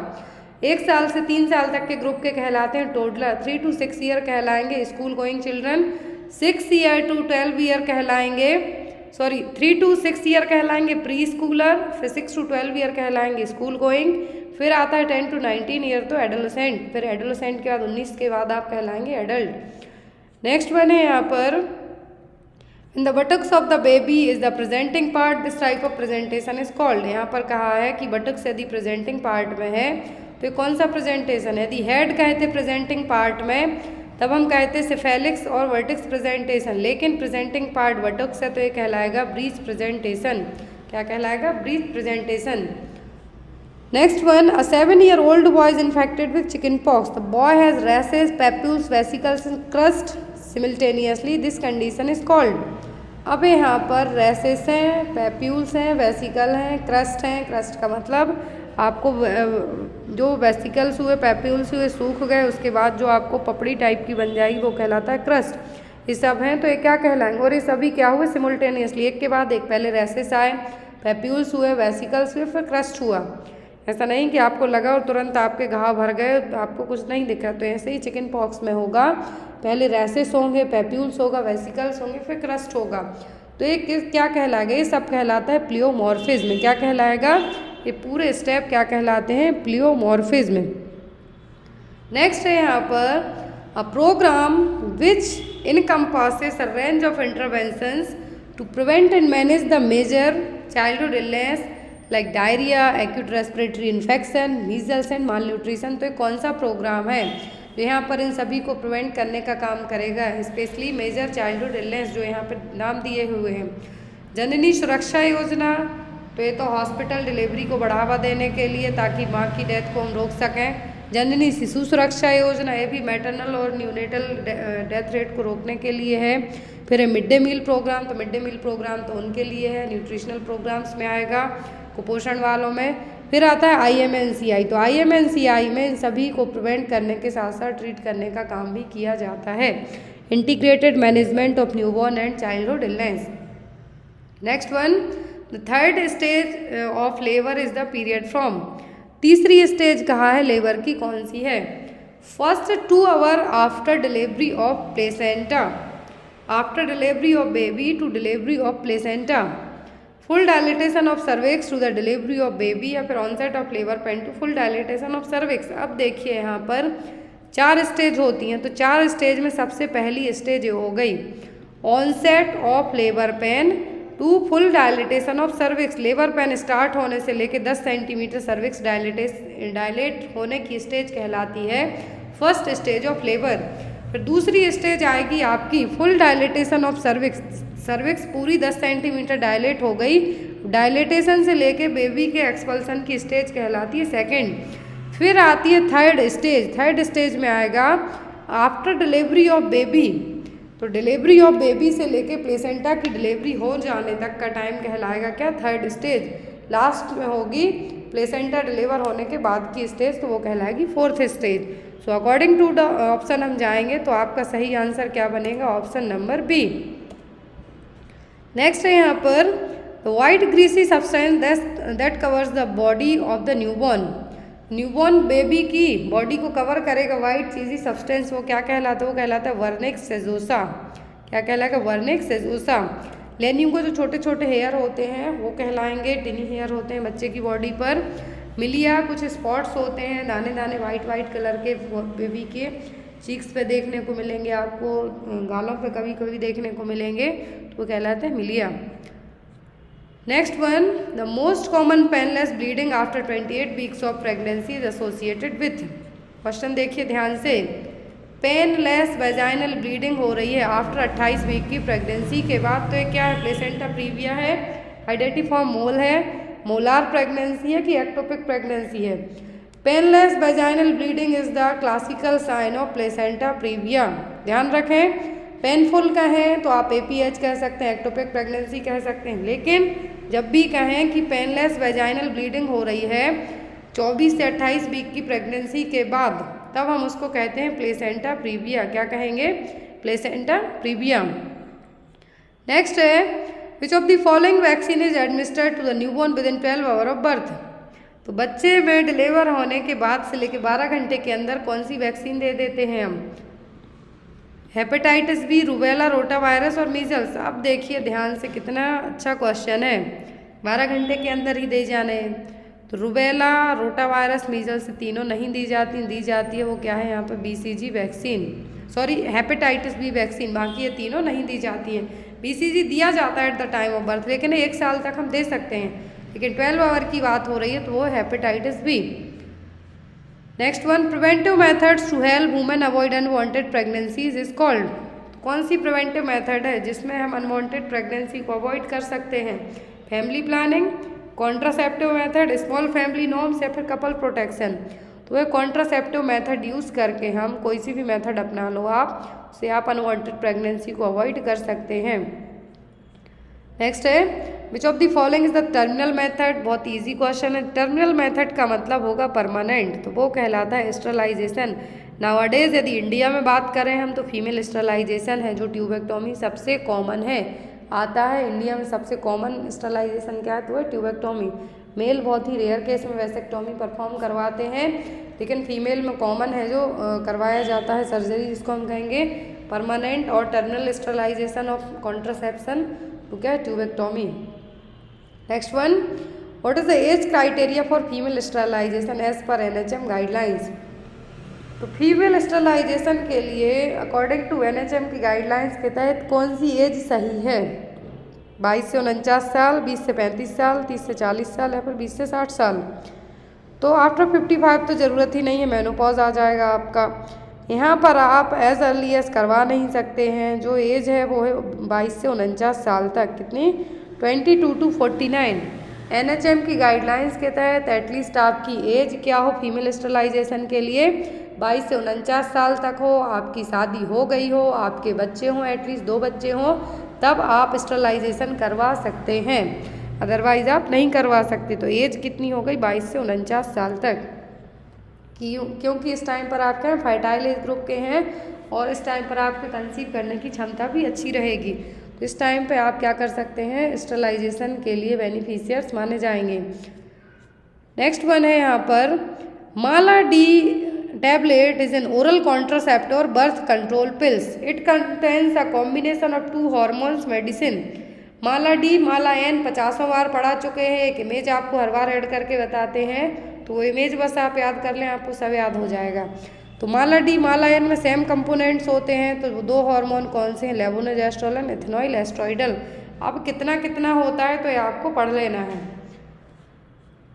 Next, national adolescent health programme was launch in the year. तो नेशनल एडोलेसेंट हेल्थ प्रोग्राम 2014 में आया था। कब आया था? 2014 में। नेक्स्ट है तो नेशनल एडोलेसेंट हेल्थ प्रोग्राम के अलावा आपको RKSK मेंस्ट्रुअल हाइजीन स्कीम ये सब पढ़ के जाना है, आपको एग्जाम में रखे हुए मिलेंगे, फिर मत कहना कि मैडम ने बताए नहीं। तो यहाँ पर जो नेशनल एडोलेसेंट हेल्थ प्रोग्राम है, क्या है? National adolescent mental health programme भी है, नेशनल एडोलेसेंट हेल्थ प्रोग्राम भी है।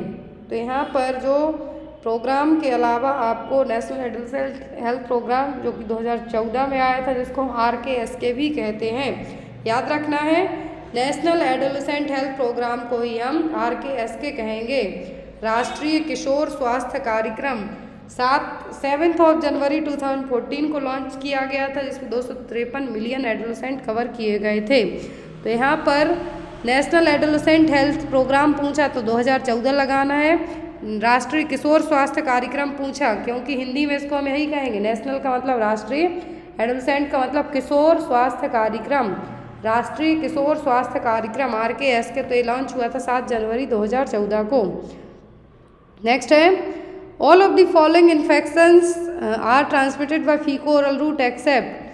तो हेपेटाइटिस A और यहाँ पर डायरिया, पोलियोमाइलाइटिस, ये तीनों हैं जो किससे हो सकते हैं? ये तीनों होंगे आपको फीको ओरल रूट से। हेपेटाइटिस बी या तो नीडल प्रिक इंजरी से होगा या फिर माँ से बच्चे को होगा, ब्लड ट्रांसफ्यूजन से होगा, लेकिन आपको फीको ओरल रूट से नहीं होगा, हेपेटाइटिस A और E। Next one, menstrual hygiene scheme was implemented for adolescents girls in the age group of. अब क्वेश्चन ध्यान से देखिए, एडोलेसेंट एज ग्रुप की गर्ल्स के लिए आई मेंस्ट्रुअल हाइजीन स्कीम। अब एडोलेसेंट ग्रुप कौन सा होता है? तो वो होता है 10 से 19 साल तक का एज ग्रुप।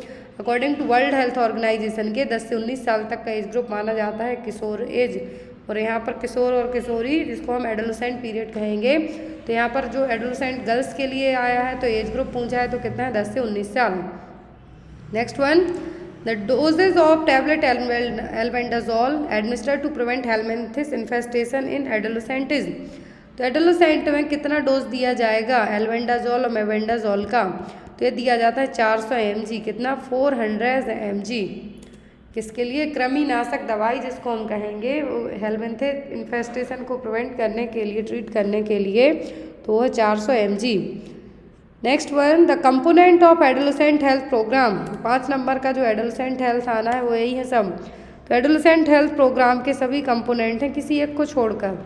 तो एडोलेसेंट हेल्थ प्रोग्राम होते हैं तो इनमें weekly iron folic acid supplementation दिया जाएगा। Adolescent reproductive and sexual health programme भी इसमें आएगा।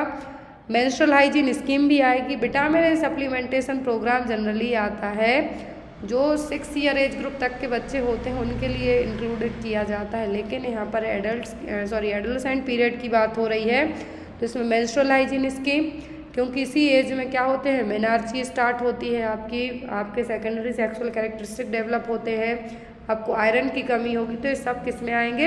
एडोलेसेंट हेल्थ प्रोग्राम में। Next one, the exchange of gases takes place in the lungs. तो लंग्स में जो गैसों का आदान प्रदान है वो होता है एल्वियोलाई में। किसमें? एल्वियोलाई में। Next one, glucocorticoids and mineralocorticoids secreted by. तो ये दोनों हार्मोन सीक्रेट करती है एड्रिनल ग्लैंड। एड्रिनल ग्लैंड और रीनल ग्लैंड, किडनी के ऊपर, दोनों किडनी के ऊपर जो ग्लैंड होती है वो कहलाती है एड्रिनल ग्लैंड। इसके जो पार्ट हैं कॉर्टेक्स और मेडुला, वो अलग अलग हार्मोन रिलीज करते हैं, ग्लूकोकॉर्टिकॉइड्स और mineralocorticoids. Next one, the key activities under menstrual hygiene scheme. Menstrual hygiene scheme पढ़ के जाना, जो लोग पेपर देने जा रहे हो कोई से भी CHO का, किसी भी स्टेट CHO का, आपको 5 क्वेश्चन में से 2 क्वेश्चन आपके मेंस्ट्रुअल हाइजीन स्कीम के जरूर आएंगे। तो यहाँ पर मेंस्ट्रुअल हाइजीन स्कीम में करना क्या है?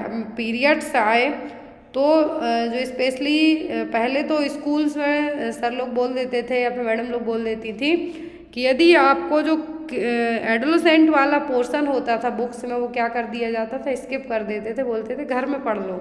बट नाउअडेज ऐसा नहीं होता है। अब क्या किया जाता है, आपको क्लासेस में ये चीज़ प्रॉपर समझाई जाती है। तो ऐसे ही मेंस्ट्रुअल हाइजीन स्कीम की भी जो एक्टिविटीज़ है वो ये है कि आपके पीरियड्स आए, अब आपने नैपकिन यूज़ की तो आप उसको कैसे डिस्पोज करेंगे, कहाँ से लेके आ सकते हैं, क्या डिस्ट्रीब्यूशन होगा, मतलब पूरा उसको खरीदने से लेके डिस्पोज करने तक आपको क्या कैसे करना है वो सब इसमें आ जाएंगे। नेक्स्ट है national programme for family planning launched officially in the year. तो ये देखिए नेशनल फैमिली प्लानिंग प्रोग्राम कब लॉन्च हुआ था? 1952 में, 1952 में। जनता को कम करने के लिए, जो पॉपुलेशन एक्सप्लॉइजन हो रहा है, बढ़ रही है जनता, उसके लिए। नेक्स्ट है यहाँ पर which of the following disease is not cancer. तो इनमें से कैंसर कौन सा नहीं है? तो ल्यूकेमिया है, कार्सिनोमा है, सार्कोमा है। ग्लूकोमा क्या है? आई डिसीज़ है जिसमें आपका क्या होगा, जो ऑप्टिक नर्व है वो डैमेज होने के कारण आप अंधे भी हो सकते हैं। Next, diabetes mellitus is usually recognised by. DM को कैसे पहचानेंगे आप? ये वो DM नहीं, डिस्ट्रिक्ट मजिस्ट्रेट नहीं है, डायबिटीज़ मेलाइटिस है, नॉन कम्युनिकेबल डिसीज़। शुगर आपकी डिस्टर्ब होगी जिसमें, तो एल्ब्यूमिन यूरिया से, हाई SGPT से, यूरिन इन द यूरिन या फिर ग्लाइकोज यूरिया से। तो आपको कैसे पता चलेगा यूरिया में ग्लूकोज है या नहीं, ये आपको बताएगा ग्लाइकोज यूरिया डायबिटीज़ के लिए। Next one, the adverse effect of obesity. तो नॉन कम्युनिकेबल डिसीज़ वाला सेक्शन है उसमें आपको obesity, cancer, stroke, diabetes, hypertension और यहाँ पर आपको जो भी प्रोग्राम है इनको लेके कैसे मैनेज करना है ये आपको पढ़ के जाना है। जो 15 नंबर का सेक्शन है आपका नॉन कम्युनिकेबल डिसीज़ का, वो यहाँ पे यहीं से आपका कवर अप होगा। तो एडवर्स इफेक्ट ओबेसिटी के सब कुछ, मोटे हो गए तो सब होगा किसी एक को छोड़कर। मोटे होंगे आप तो आपको लिपिड का लेवल बढ़ेगा, कोलेस्ट्रॉल बढ़ेगा, ग्लूकोज इंटॉलरेंस होगी, BP हाई होगा, कोरोनरी हार्ट डिसीज़ होगी, हार्ट फेल होगा आपका। तो ये सब क्या है, मोटे होने के खतरनाक साइड इफ़ेक्ट है। तो आपको मोटे नहीं होना है, और जो नहीं होगा तो वो क्या होगा, हाइपोटेंशन। मोटे लोगों में आपने कभी भी BP लो होते नहीं देखा होगा, बल्कि उनमें BP हमेशा बढ़ता ही है। तो यहाँ पर वही है कि एडवर्स इफेक्ट ओबेसिटी के सब किसी एक को छोड़कर, तो जो नहीं होगा आपके साथ वो होगा हाइपोटेंशन, आपका BP लो नहीं होगा। यदि आप मोटे हैं तो आप पतले हैं तो आपका BP लो होने के चांसेस ज़्यादा रहेंगे। नेक्स्ट है यहाँ पर best method of screening for early detection of carcinoma breast in women age above 40 years. यदि 40 साल से ज़्यादा एज हो गई है तो आपको कार्सिनोमा ऑफ ब्रेस्ट कैंसर के लिए बेस्ट मेथड कौन सी होगी स्क्रीनिंग के लिए? रेगुलर एक्सरे, एमआरआई, मेमोग्राफी या फिर रेगुलर बायोप्सी? तो बायोप्सी तो कन्फर्मेटरी के लिए रहेगा, लेकिन यहाँ पर 40 साल के हैं आप तो मेमोग्राफी सफिशियंट है। सेल्फ ब्रेस्ट एग्जामिनेशन कर सकते हैं, लेकिन स्क्रीनिंग कहाँ है? स्क्रीनिंग के लिए बेस्ट क्या होगा? मेमोग्राफी। नेक्स्ट है यहाँ पर A group of disease characterized by abnormal growth of cells capable of invading the adjacent tissues and even distant organ। देखिए कितना अच्छे से कहा है कि ये ऐसी डिसीज़ जो एक जगह से दूसरी जगह आपको फैल जाएगी, आपके दूसरे ऑर्गन में टिश्यूज़ को अफेक्ट करेगी, तो वो क्या है? तो वो है यहाँ पर कैंसर। क्या होगा? कैंसर। नेक्स्ट है यहाँ पर the modifiable risk factor of hypertension are all of the following except modifiable, non modifiable. Cancer हो गया, यहाँ पर डायबिटीज़ हो गई, ओबेसिटी हो गई, इन सब में मॉडिफाइबल नॉन मॉडिफाइबल फैक्टर होते हैं। मॉडिफाइबल का मतलब जिनको हम मॉडिफाई कर सकते हैं, तो आप अपनी डाइट बदल सकते हैं, दारू पीना छोड़ सकते हैं, सॉल्ट इनटेक पर नमक खाना कम कर सकते हैं। लेकिन जो आपके जीन्स हैं, जो आपको अपने इनहेरिटेंस मतलब अनुवांशिकी से मिले हैं, उनसे आप कुछ नहीं कर सकते। आप अपनी एज नहीं रोक सकते, मेल फीमेल को चेंज नहीं कर सकते।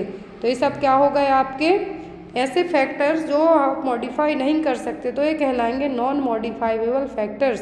क्वेश्चन है कि सब कुछ हम मॉडिफाई कर सकते हैं, लेकिन जो नहीं कर सकते वो है जेनेटिक्स। नेक्स्ट है यहाँ पर Nipah henipavirus is a worn virus that cause Nipah virus infection in human and other animals. तो ये है निपाह वायरस कहाँ से निकला? तो ये निकला था चमगादड़ से। किससे? बैट से। नेक्स्ट है यहाँ पर अ protozoan disease caused bye infection with parasite of the genus Plasmodium. तो भैया प्लाज्मोडियम से तो एक ही चीज़ होती है, वो है मलेरिया। यहाँ पर आपको कंफ्यूज ही नहीं होना है। नेक्स्ट H5N1, तो H1N1 पूछें तो स्वाइन फ्लू, H5N1 पूछें तो बर्ड फ्लू। क्या है? एवियन फ्लू जिसको हम कहेंगे। क्या कहेंगे? Avian flu. एवियन फ्लू का मतलब है H5N1 और bird flu. Next which of the following is the method of birth control. तो भैया कितने बर्थ कंट्रोल मेथड आप क्वेश्चन में रखोगे? तो वो है यहाँ पर IUD। क्या है? IUD, intrauterine device. Next question था आपका ratio of number of pregnancies in a year to married women in the age 15 to 45 year is called. अब यहाँ पर कहा है ratio of number of pregnancy. Age group कितना है? 15 से 44 साल। तो क्या है? GRR है, NRR है, PR है या फिर MR है? तो यहाँ पर ये जो कहा है 15 से 44 साल तक की एज ग्रुप की गर्ल्स की शादी होने के बाद जो रेशियो निकलेगा प्रेगनेंसी का, वो क्या है? वो है प्रेगनेंसी रेट। नेक्स्ट है करेंट हेल्थ मिनिस्टर। 5 नंबर का जो टाइम दिया गया है यहाँ पर, लेकिन इस बार 10 नंबर का आना है, तो हो सकता है आपको 5 नंबर नर्सिंग से निकाल दिए जाएँ, GK में ऐड कर दें। तो अभी इस टाइम पे त्रिपुरा के जो भी हेल्थ मिनिस्टर हैं वो उन्हीं का नाम लिखना है। पहले का यहाँ पर दिया श्री विप्लव कुमार। फिर है how many wild life sanctuary in Tripura. तो त्रिपुरा में टोटल कितनी वाइल्ड लाइफ सेंचुरी है? तो 4 हैं। कौन कौन सी हैं वो आप एक बार चेक कर लें। फिर है फर्स्ट स्पेशल इकोनॉमिक जोन। तो त्रिपुरा से जो आपको 10 नंबर का आना है वो इसी टाइप का आएगा। वहाँ के हेल्थ मिनिस्टर पूछ सकते हैं, चीफ मिनिस्टर पूछ सकते हैं, एजुकेशन मिनिस्टर पूछ सकते हैं। इंडिया के भी आपको 2-4 याद कर लेना है कि कौन क्या है, तो वो आपको आ जाएंगे। नेक्स्ट है which variety of pineapple has been declared as the state fruit of Tripura. तो त्रिपुरा का जो स्टेट फ्रूट है, सॉरी पाइनएप्पल को क्या कहा गया है? क्वीन कहा गया है। लास्ट वन ऑब्जेक्टिव वंदे त्रिपुरा। तो स्टेट त्रिपुरा में आया था टेली एजुकेशन स्कीम, जिसका नाम था वंदे त्रिपुरा। तो ये हो गया भाई हमारा त्रिपुरा का पेपर। अब जो भी लोग इन पेपर्स को परचेस करना चाहते हैं वो ले सकते हैं, सीरीज़ ले सकते हैं। आपको जो भी सीरीज़ लेनी है रही सीरीज़ 1 to 13 तक इस तरीके से पूरी सीरीज़ है। 163 पेज की PDF रहेगी। आप इन PDF में विथ आंसर्स के सभी क्वेश्चन अपने देख सकते हैं। आई होप आपके लिए क्लास आज की अच्छी लगी हो। Thank you for watching us. Bye bye, take care.